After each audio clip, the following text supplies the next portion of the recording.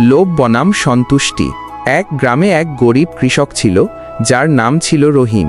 রহিম প্রতিদিন কঠোর পরিশ্রম করত, কিন্তু তার জমিতে খুব বেশি ফসল ফলত না।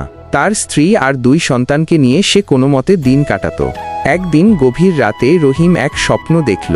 স্বপ্নে এক বৃদ্ধ সাধু তাকে বললেন, রহিম, তোমার বাড়ির পেছনে একটি গুপ্তধন আছে, তবে সাবধান, সেটার লোভ যেন তোমাকে গ্রাস না করে।